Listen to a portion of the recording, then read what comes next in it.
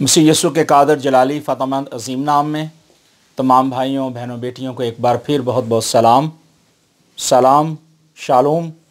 खुदावंद यहोवा पाक खुदा आप सबको बहुत बरकत दे। खुदावंद का रहम और फजल आपके साथ, आपकी ज़िंदगियों के साथ, आपके ख़ानदानों के साथ होता रहे। और दिली दुआ है कि जब भी आप खुदावंद के कलाम को, खुदावंद की आवाज़ को सुनते हैं, बरकत पाते हैं। मेरे अज़ीज़ भाई और बहनों, खुदा के कलाम के अंदर हमें मन्नत मानने के बारे में ज़िक्र मिलता है कि हमें कोई भी मन्नत माननी है या खुदा के साथ वादा या प्रॉमिस करना है या कोई अहद करना है तो हमें बहुत सोच समझ कर करना है। आज दुनिया के अंदर, कलीसियाओं के अंदर बहुत दफ़ा ऐसा होता है कि बहुत सारे हम फैसले ख़ानदानों के अंदर कर बैठते हैं, कलीसियाओं के अंदर कर बैठते हैं कि जिनका खमियाजा हमें बाद में भुगतना पड़ता है। जबकि ये दुनिया की बात है, दुनिया की सोचें, दुनिया के ख्यालात हैं। लेकिन इससे हटकर जब हम खुदावंद यहोवा पाक खुदा यानी अपने मालिक खुदावंद यीशु मसीह के साथ, खुदा बाप के साथ कोई वादा करते हैं तो फिर हमें बहुत सोच समझ कर, मुतात होकर ये फ़ैसला करना होता है कि जो मन्नत हम कर रहे हैं, जो प्रॉमिस कर रहे हैं, वादा कर रहे हैं, कवनेंट बांध रहे हैं, क्या हम अपने जहन को, दिमाग को, सोचों को, ख्यालों को खोल कर रहे हैं या नहीं कर रहे। जबकि हमें अहद जदीद के अंदर मसीह यीशु की उन बातों को हमेशा याद रखने की ज़रूरत है। मसीह यीशु ने बहुत ही खूबसूरत अंदाज से हमें मांगने के तल्लुक़ से बताया है, सिखाया है। तो भी अगर हम इस दुनिया में रहते हुए कई बार हम दुनिया के ख्यालों, दुनिया की सोचों में फंस जाते हैं, लेकिन खुदा का कलाम हमें आज़ादी बख्शता है। खुदा का कलाम चूँकि आज़ाद है और खुदा का कलाम हमें आज़ाद ज़हन, आज़ाद सोच बख्शता है। खुदा हमें सोचने और समझने की सलाहियत बख्शता है। खुदा हमें आगाही देता है। खुदा हमारे जहनों को अपने पाक रूह की तहरीक से खोलता है। तो भी अगर हम कभी कभार ऐसा होता है कि हम अपनी सोच को, अपने ख्यालों को खुदा से जुदा कर लेते हैं। दुनिया की मामलात, दुनिया की सोचें हमारा रुख कर लेती हैं और हम दुनिया के मामलात में इतने फंस जाते हैं कि कई बार हमारा डिसीजन लेना बहुत मुश्किल हो जाता है। लेकिन अज़ीज़ भाई और बहनों, हमें ज़रूरी है कि हम फोकस खुदा के कलाम को करें, खुदा के कलाम की तरफ देखें, खुदा के कलाम की सच्चाइयों को अपनी ज़िंदगी के अंदर अपनाने की कोशिश करें। और कोई भी प्रॉमिस करें, कोई भी वादा करें तो बहुत सोच समझ कर करें। अगर हम मत्ती की अंजील के अंदर देखें तो मसीह यीशु ने हमें बहुत ही खूबसूरत अंदाज से इसके बारे में बताया और हमें सिखाया है। मत्ती की अंजील और उसका 6वां बाब और उसकी 7वीं आयत में लिखा है, मसीह यीशु ने अपनी ज़ुबान मुबारक से कहा, मांगो तो तुमको दिया जाएगा, ढूंढो तो पाओगे, दरवाज़ा खटखटाओ तो तुम्हारे वास्ते खोला जाएगा। क्योंकि जो कोई मांगता है उससे मिलता है, और जो ढूंढता है वो पाता है, और जो खटखटाता है उसके वास्ते खोला जाएगा। और 10वीं आयत में लिखा है कि अगर मछली मांगे तो उसे सांप देगा, पर जब तुम बड़े होकर अपने बच्चों को अच्छी चीज़ें देना जानते हो तो तुम्हारा बाप जो आसमान पर अपने मांगने वालों को अच्छी चीज़ें क्यों ना देगा। ये क्यों बात मसीह यीशु ने कही? क्योंकि मसीह यीशु ने 9वीं आयत में कहा था कि तुम में से कौन सा आदमी है कि अगर उसका बेटा उससे रोटी मांगे तो वो उसे पत्थर दे, या अगर मछली मांगे तो उसे सांप दे। मेरे अज़ीज़ भाई और बहनों, जब हम बुरे होकर अपनी औलाद के लिए अच्छी चीज़ मांगते हैं तो वो खुदा, यहोवा पाक खुदा जो आसमान पर है, जो आसमान की किबरिया की तरफ बैठा है, हर वक्त हर लम्हा हमारे साथ है, वो कहता है कि मैं तुम्हारे साथ हूँ।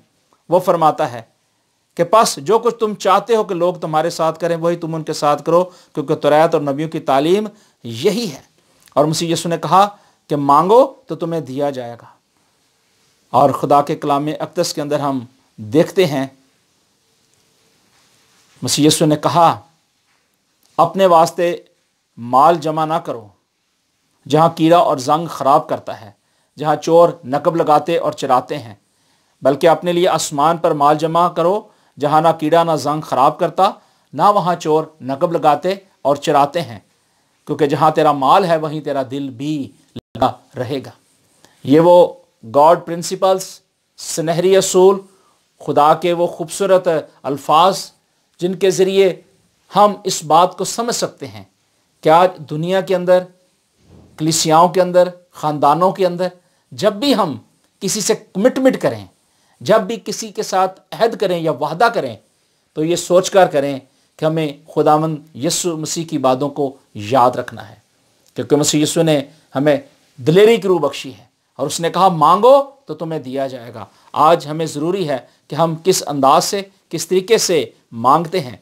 अगर खुदा का कलाम हमें ये बताता, हमें ये सिखाता है, तो फिर हमें ज़बूर के साथ मुत्तफ़िक होकर इस बात को समझने और सीखने की ज़रूरत है कि क्योंकि ज़बूर कहता है 2 बाब और उसकी 8वीं आयत के अंदर लिखा है कि मुझसे मांग, मैं कौमों को तेरी मिरास के लिए और ज़मीन के इंतहाई हिस्से तेरी मलकियत के लिए तुझे बख्शूंगा।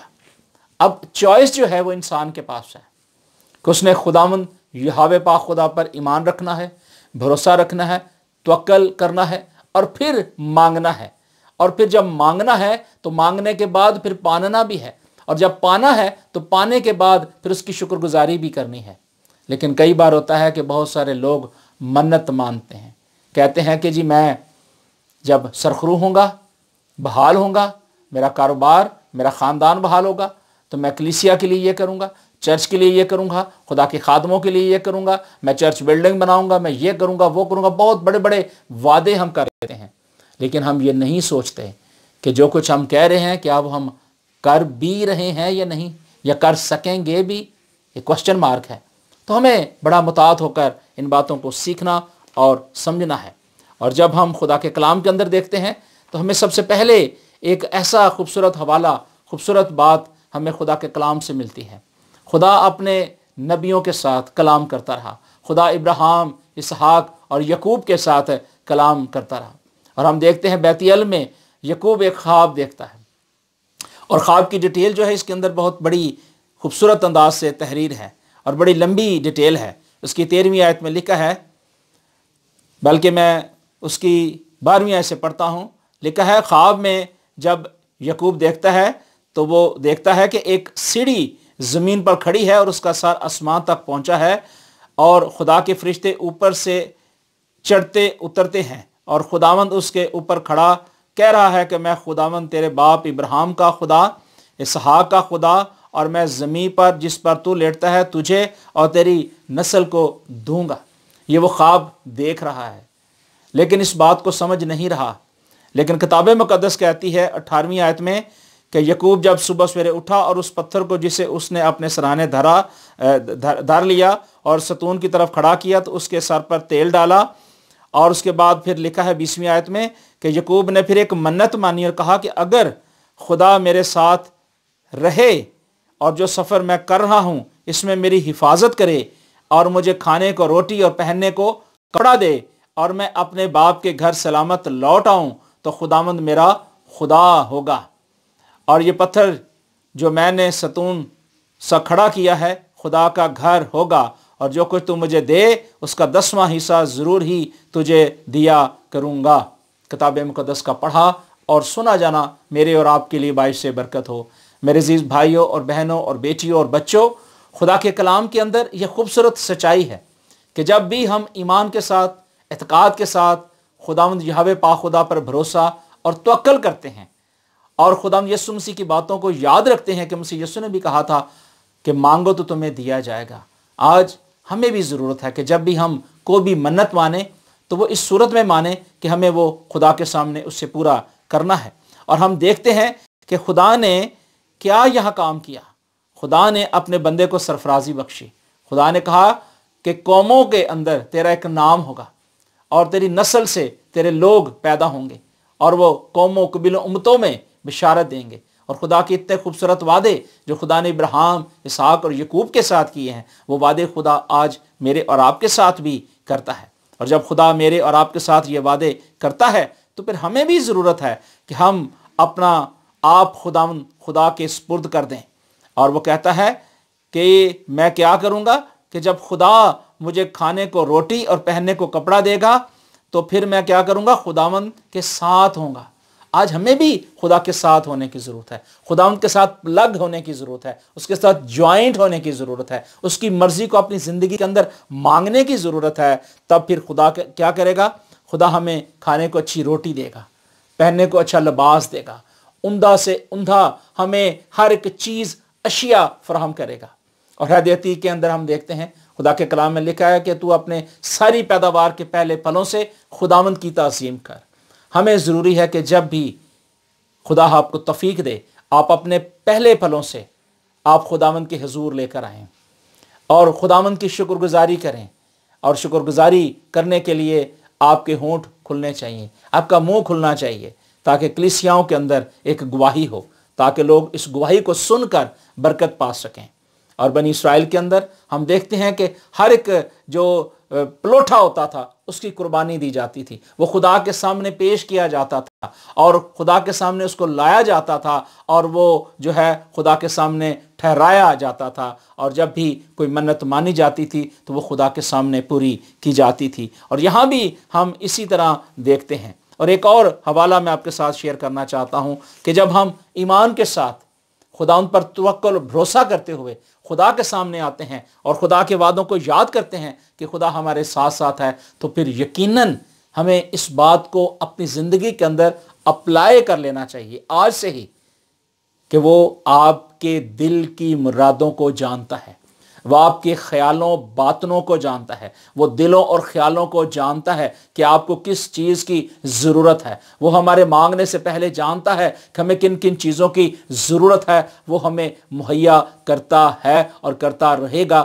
جب تک آپ اس روح زمین پر زندہ ہیں۔ ہاللیلویہ۔ ہمیں خداوند کا شکر کرنا چاہیے، ہمیں خداوند کی تعریف کرنی چاہیے، اور ہمیں خداوند کا شکر کرنا چاہیے۔ پہلا سیموئیل اور اس کا پہلا باب اور اس کی 9ویں آیت میں لکھا ہے، اور جب وہ سلاس میں کھا پی چکے تو حنا اٹھی، اور اس وقت ایلی کاہن خداوند کی ہیکل کی چوکھٹ کے پاس کرسی پر بیٹھا تھا، اور وہ نہایت ہی دل گیر تھی، سو خداوند سے دعا کرنے اور زار زار رونے لگی، اور اس نے منت مانی کہ اے رب الفوج، اگر تو اپنی لونڈی کی مصیبت پر نظر کرے اور مجھے یاد فرمائے اور اپنی لونڈی کو فراموش نہ کرے اور اپنی لونڈی کو فرزند نرینہ بخشے، تو میں اسے زندگی بھر کے لیے خداوند کو نظر کروں گی اور اس طرح اس کے ساتھ پر کبھی نہ پھیروں گی۔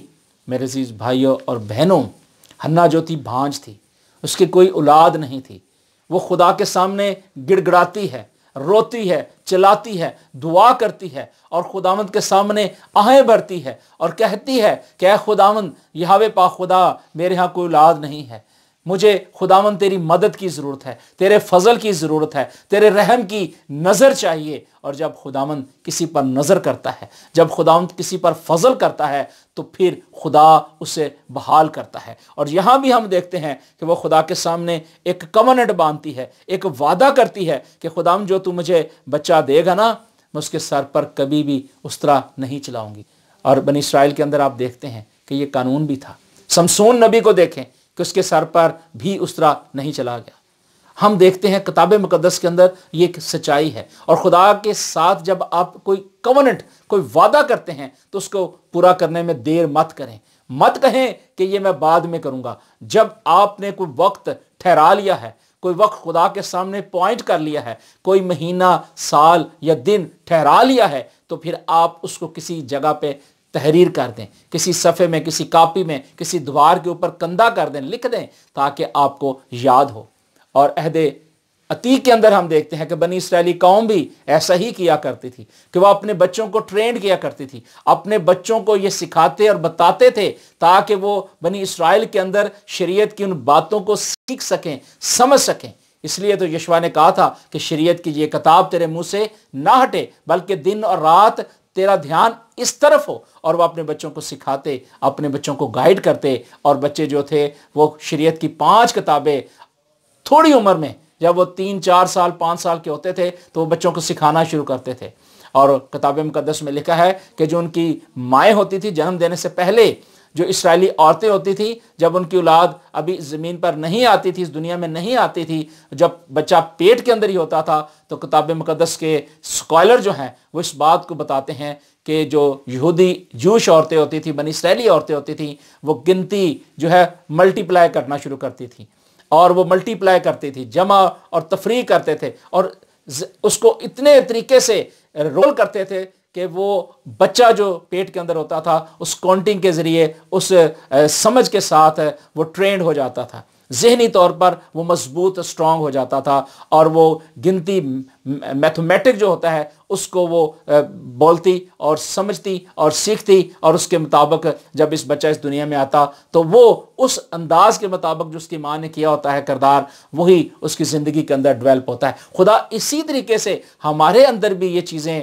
جو ہے ڈالتا ہے تاکہ ہم بھی اپنی زندگی کے اندر جو ہے اس کو بڑھا سکیں اور سکھا سکیں۔ اور بنی اسرائیل کے جو بچے ہوتے تھے ہم دیکھتے ہیں کہ وہ بہت لائق ہے۔ آج بھی بنی اسرائیل کے اندر آپ دیکھیں کہ ان کے جو نیوکلائی جو ان کا سسٹم ہے بہت تیز ہے، اور ان کا جو سسٹم ہے کھانے پینے کا زبردست ہے، ان کی ٹرین، ان کا جہاز، ان کی جو ٹیکنالوجی ہے، اور جتنے بھی ان کے پاس سورسز ہیں وہ دنیا میں سب سے زیادہ بڑھ کر ہیں۔ خدا نے بنی اسرائیل کو بڑی برکت دی ہے، اور ہم یہاں دیکھتے ہیں کہ حنا نے بھی خداوند پر بھروسہ کیا، خداوند پر توکل کیا، اور اس نے جب دعا کی تو خدا کے کلام میں لکھا ہے کہ جب وہ خدا کے حضور دعا کر رہی تھی تو ایلی اس کے منہ کو غور سے دیکھ رہا تھا، اور حنا دل ہی دل میں یہ کہہ رہی تھی، فقط اس کے ہونٹ ہلتے تھے اور اس کی آواز نہیں سنائی دیتی تھی۔ پس ایلی کو گمان ہوا کہ وہ نشے میں ہے، سو ایلی نے اس سے کہا کب تک تو نشے میں رہے گی، اور اپنا نشہ اتار دے۔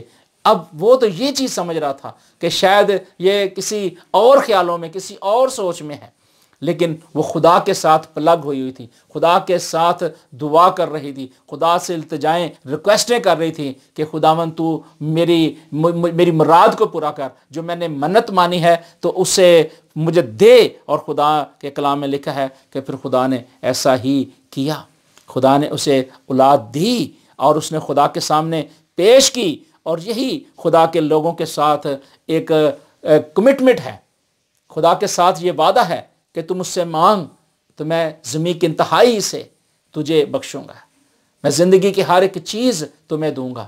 آج ہمیں بھی ضرورت ہے کہ ہم بھی خدا کے کلام کے مطابق چلیں، اور خدا نے حنا کو جو بیٹا دیا اس کا نام سیمول رکھا گیا تھا، اور وہ کہنے لگی کہ میں نے خداوند سے مانگ کر پا لیا۔ جب آپ خدا سے مانگتے ہیں نا تو پھر خدا آپ کو دیتا ہے۔ اور وہ سویرے اٹھی اور خداوند کے آگے اس نے کیا کیا؟ سجدہ کیا، اور اس نے کہا کہ خدا نے میرے دل کی مراد کو پورا کیا ہے، اب ضرورت ہے کہ میں خدا کے پاس اپنی شکر گزاری کروں۔ اور کتاب مقدس میں لکھا ہے اس کی 17ویں آیت اور 18ویں آیت کے اندر کہ خدا نے اس کو کہا کہ سلامت جا۔ تب ایلی نے جواب دیا کہ سلامت جا، اور اسرائیل کا خدا تیری مراد جو تو نے اس سے مانگی ہے پوری کرے۔ اور ایسا ہی ہوا۔ جب ایلی نے یہ دیکھا کہ خدا نے اس کی مراد کو پورا کیا ہے، خدا نے اس سے بیٹا بخش دیا ہے سیمول، تو پھر اس نے خدا کے سامنے شکر گزاری کی، خدا کے سامنے اس نے اپنے آپ کو پیش کیا۔ آج ہمیں بھی ضروری ہے کہ ہم بھی جب خداوند کے سامنے جائیں تو اپنی مناجاتیں، اپنی درخواستیں لے کر جائیں۔ لیکن بعض اوقات ایسا ہوتا ہے کہ کئی بار ہم غلط ڈیسیجن لے لیتے ہیں، غلط فیصلے اپنی زندگی کے اندر کرتے ہیں، جس کا کئی بار ہماری زندگی کے اندر ایسے پرابلم آ جاتے ہیں، کئی دفعہ ہماری زندگی کے اندر ہڈن پرابلم آ جاتی ہیں، رکاوٹیں آ جاتی ہیں، اور کئی بار ہمیں اور ہمارے خاندانوں کو نقصان اٹھانا پڑتا ہے، زندگیوں کے اندر نقصان اٹھانا پڑتا ہے، اور اسی طرح ہمیں ان نقصانوں سے بچنے کی ضرورت ہے۔ اور جو بھی منت مانگنی ہے، جو بھی کمٹمنٹ کرنی ہے، وہ خدا کے ساتھ وفاداری اور تابعداری کے ساتھ ماننی ہے۔ رسولوں کے اعمال کے اندر ہم دیکھتے ہیں اس کا 5واں باب اور اس کی پہلی آیت میں لکھا ہے کہ ایک شخص حننیہ نامی اور اس کی بیوی سفیرہ نے جائیداد بیچی۔ اور یہاں لکھا ہے کہ ایک حننیہ اور سفیرہ نے جائیداد بیچی، اور اس نے اپنی بیوی کے جانتے ہوئے قیمت میں سے کچھ حصہ چھوڑ دیا اور ایک حصہ لا کر رسولوں کے پاؤں میں رکھ دیا۔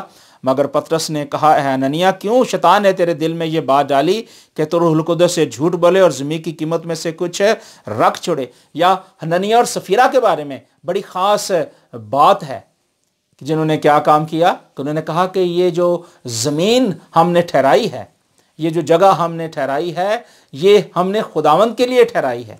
और एक चीज़ ज़हन में रखिएगा कि जब भी आप कोई भी चीज़ अगर आप अपनी ज़ाती ज़िंदगी के लिए ले रहे हैं, अपने मफाद के लिए ले रहे हैं, और उसको आपने अच्छे और नेक कामों के लिए सोचकर ख़रीदी है, या आपने बेईमानी के ज़रिए सोची है, या उसके ज़रिए आपने ली है, ये डिसीजन आपका है। कोई भी आप जायदाद ले रहे हैं, अगर आपने उसको अच्छी नेक कमाई से ली है, या उसके अंदर आपने नजायज़ पैसों का भी इस्तेमाल किया है, और वो चीज़ आपने ठहराई है कि ये हम अपने लिए ठहराएंगे, और उसके बाद आप उस चीज़ को आप खुदा के स्पुर्द कर देते हैं कि अब ये चीज़ अगर हम नहीं इस्तेमाल कर रहे तो अब हम ये खुदा के स्पुर्द कर दें। तो एक चीज़ ज़हन में रखिएगा कि कोई भी चीज़, चाहे वो आप अपनी ज़ात के लिए ख़रीद रहे हैं या आप खुदा के लिए ले रहे हैं, तो खुदा जो है हमेशा पाकीज़गी का खुदा है, खुदा हमेशा सच्चाई का खुदा है। आप अपने घर के लिए अगर कोई ज़मीन ले रहे हैं, आप उसको जायज़ और नाजायज़ नफ़े के लिए इस्तेमाल कर रहे हैं, तो ये सोचकर आपने ये काम करना है कि ये जो जगह आपको दी गई है ये खुदा की तरफ से है या आपकी अपनी मर्ज़ी से है।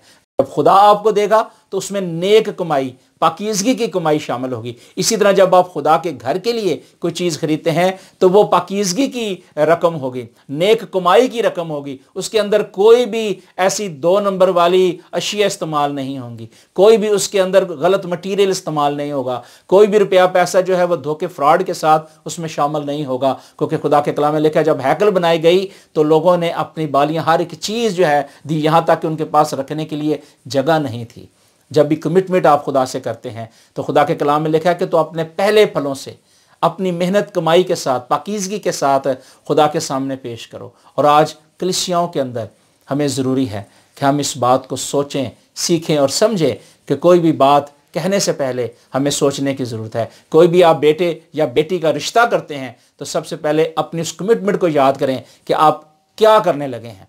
कोई भी रिश्ता देने से पहले या कमिट करने से पहले आप सोच लें। जब आपने कह दिया तो फिर आपको वो करना होगा, जब आप नहीं करेंगे तो फिर इंतशार होगा, झगड़े होंगे, लड़ाइयाँ होंगे, फसाद होंगे। और अगर इंसानी ज़िंदगी के अंदर ये सब कुछ है तो फिर जब खुदा के साथ आप कमिटमेंट करते हैं, खुदा के साथ आप वादा करते हैं, तो फिर आप उसको पूरा करने के लिए आप जो वक्त ठहराते हैं उसको आप कमिटमेंट के साथ पूरा करें। और यहाँ हननिया और सफीरा के बारे में भी यही बयान है कि उन्होंने क्या किया कि उन्होंने अपनी मर्जी के मुताबिक काम किया। लेकिन पतरस ने कहा कि तुमने रूहुल कुद्दस से क्यों झूठ बोला और ज़मीन की कीमत में से कुछ क्यों रख छोड़ा? क्या वाजिब ये नहीं था? क्या ये वाजिब नहीं था? आज हमारे लिए क्या वाजिब है? आज हमारे लिए क्या ज़रूरी है कि हम प्योरिटी खुदा को दें या इंसान को दें? हमें प्योरिटी खुदा को देने की ज़रूरत है, इंसान को प्योरिटी देने की ज़रूरत नहीं है। क्योंकि खुदा के कलाम में लिखा है मलाउन में शख्स जो किसी इंसान पर तवक्कल करता है। अगर खुदा पर भरोसा करते हैं तो फिर खुदा के मुताबिक हमें चलने की भी ज़रूरत है। और पतरस ने कहा, हननिया, क्यों शैतान ने तेरे दिल में ये बात डाली कि तू रूहुल कुद्दस से झूठ बोले और ज़मीन की कीमत में से कुछ रख छोड़े? क्या जब तक वो तेरे पास थी तेरी ना थी, और जब बेची गई तो तेरे इख्तियार में ना रही? वो कहता है जितना वक्त वो ज़मीन तेरे पास थी वो उस वक्त तेरी थी क्योंकि तूने उसे खुदा के लिए ठहराई थी। लेकिन जब तूने उसको बेच दिया क्योंकि खुदा की जो चीज़ जो तूने ठहराई थी, तो फिर वो खुदा का जो रुपया पैसा है वो खुदा के लिए होना चाहिए था। तूने अपने लिए क्यों रख छोड़ा? और किताब मुकद्दस में लिखा है कि ये बातें सुनते ही हननिया गिर पड़ा और उसका दम निकल गया और सब सुनने वालों पर बड़ा खौफ छा गया। फिर जवानों ने उठाकर उसे कफनाया और बाहर ले जाकर उसे दफनाया। और करीबन 3 घंटे गुजर जाने के बाद उसकी बीवी इस मुहाजिरे से बेखबर अंदर आई और पतरस ने उससे कहा, मुझे बता, क्या तूने इतने ही को ज़मीन बेची थी? उसने कहा, हाँ, इतने ही को। पतरस ने उससे कहा कि तुमने क्यों खुदावंद के रूह को आजमाने के लिए इक्का किया? देख, तेरे शौहर के दफन करने वाले दरवाजे पर खड़े हैं और तुझे बाहर ले जाएंगे। और उसी दम उसके कदमों पर गिर पड़ी और उसका दम निकल गया। और जवानों ने अंदर आकर उसे मुर्दा पाया اور बाहर ले जाकर उसके शौहर के पास दफन किया। और सारी कलीसिया बल्कि इन बातों के सब सुनने वालों पर बड़ा खौफ छा गया। हननिया और सफीरा के बारे में ये खूबसूरत आपको यहाँ हवाले मिलेंगे, उसकी स्टोरी के बारे में मिलेंगे। और ये स्टोरी कोई नॉर्मल स्टोरी नहीं है। खुदा के साथ जब आप कोई कमिटमेंट करते हैं, खुदा के साथ जब आप कोई वादा करते हैं, तो उस वादे के अंदर हमें देर करने की ज़रूरत नहीं है। और मैंने आपको पहले भी बताया है कि जब भी आपने कोई कमिटमेंट करनी है, वादा करना है, तो आपने ये सोचना है कि जो भी वादा आपने करना है वो खुदा के सामने करना है। और उसके अंदर आप ये देखें कि आपका जो कमिटमेंट वादा है वो स्ट्रांग होना चाहिए, क्योंकि खुदा स्ट्रांग है। जब खुदा स्ट्रांग है तो फिर आपको भी स्ट्रांग होने की ज़रूरत है। अपने फैसलों के अंदर कुव्वत लाएं, अपने फैसलों के अंदर अपने आप को खुदा के सामने पेश करें, खुदा से हौसला मांगें, खुदा से कुव्वत मांगें कि खुदावंद जब भी मैं कोई कमिटमेंट करूं तो खुदावंद तू मेरे साथ साथ चल। खुदावंद आपके साथ साथ चलेगा। और कोशिश करें कि आप कोई भी ऐसी कमिटमेंट खुदा से ना करें, बल्कि अपने सारे दिल से, अपनी सारी जान से, अपनी सारी ताकत से खुदा से प्यार करें, उसकी शुक्रगुजारी करें। लेकिन अगर आप कोई चीज़ ठहरा चुके हैं या ठहरा रहे हैं तो फिर ये सोच कर कीजिएगा। एक और हवाला आखिर में आपको बताना चाहता हूँ इफ्ता बादशाह के बारे में। और यहाँ लिखा है इफ्ता बादशाह उसके 10वें बाब के अंदर एक बहुत खूबसूरत यहाँ स्टोरी हमें नज़र आती है। और इसके अंदर हम लिखते हैं कि बनी इसराइल खुदावंद के ज़ुर बदी करने और बलाम, अस्तारात और अरामियों के देवता के साथ वो क्या करते थे, बनी अमून के देवताओं को वो क्या करते थे, पूजते थे और देवताओं की परस्तिश करने लगे थे। और खुदावंद को उन्होंने छोड़ दिया था और वो क्या करते थे कि उन गैर मबूदों की परस्तिश करते थे।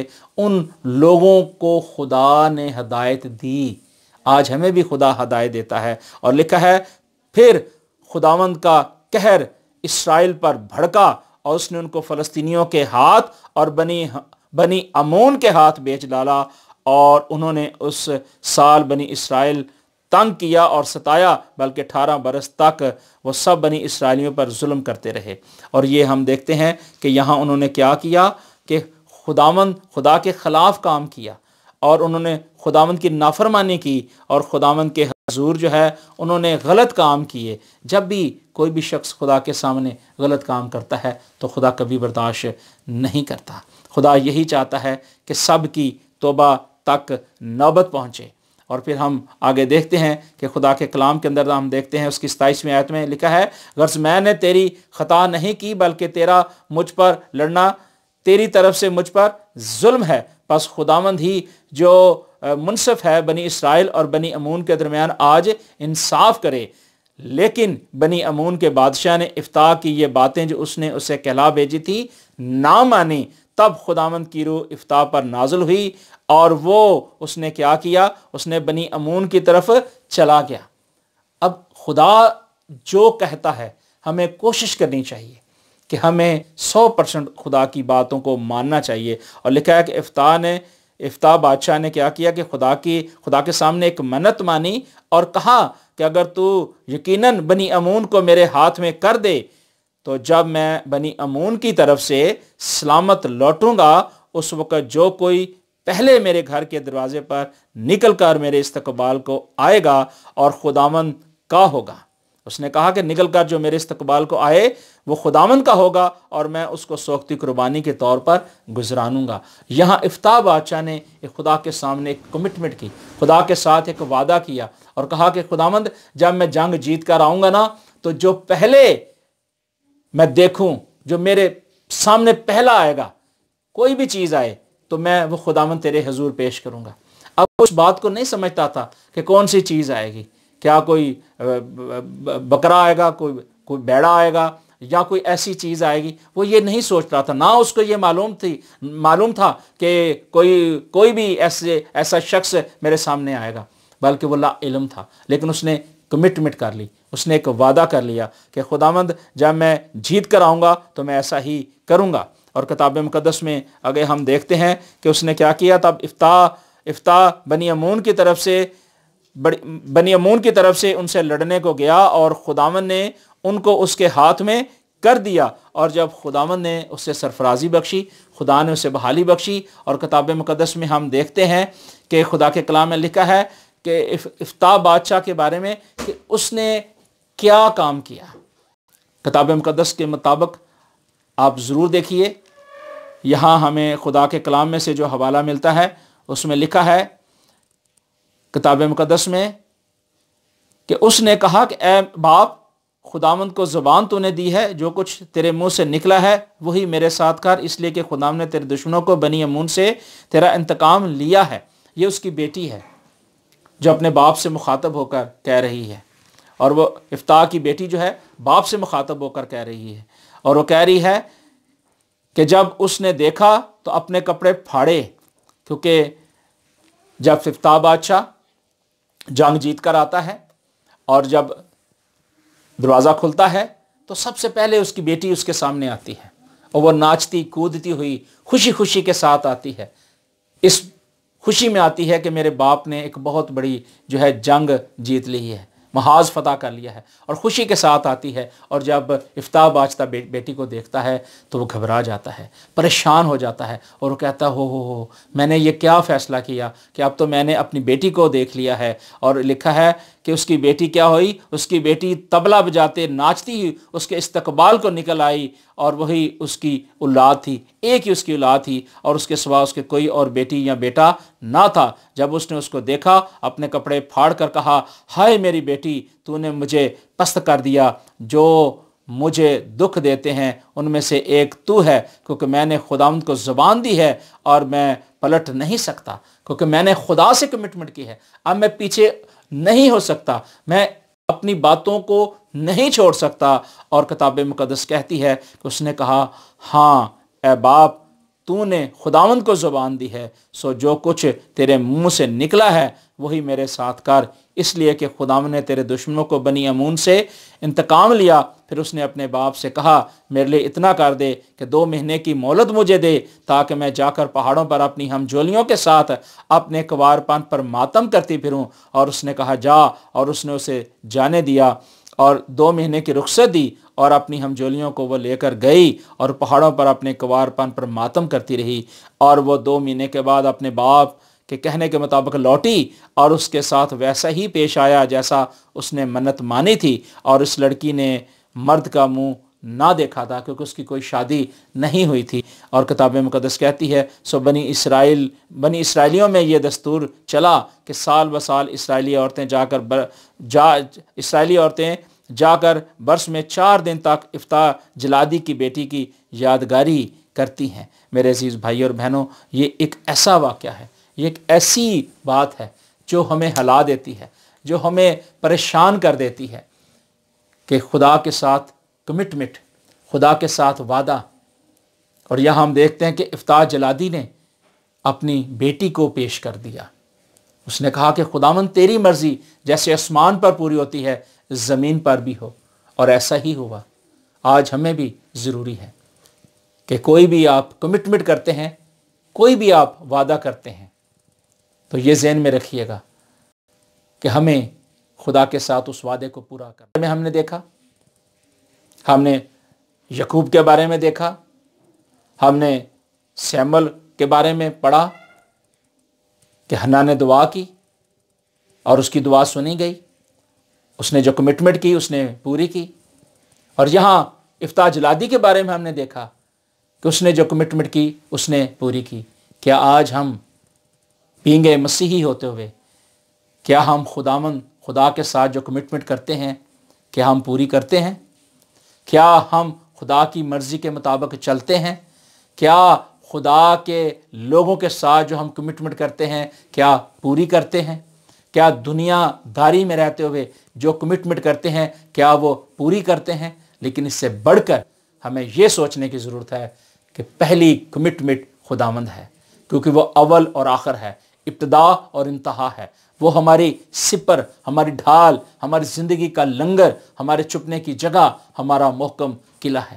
سو ہمیں اپنے آپ کو خداوند کے سپرد کرنے کی ضرورت ہے، اور کوئی بھی وعدہ، کمٹمنٹ یا پرومس کرنے سے پہلے ہمیں خداوند کی مدد کی ضرورت ہے۔ خدا ہمیں برکت دے، خداوند کا رحم اور فضل ہمارے خاندانوں کے ساتھ اور ہماری زندگیوں کے ساتھ اسی طرح ہوتا رہے۔ خدا آپ سب کو برکت دے۔ جتنوں نے خدا کے کلام کو، خدا کی آواز کو سنا ہے، خدا ان کو بھی برکت دے، اور جو بعد میں اس کلام کو سنیں گے خدا ان کو بھی بڑی برکت دے۔ خدا آپ کے ساتھ ہو۔ God bless you all.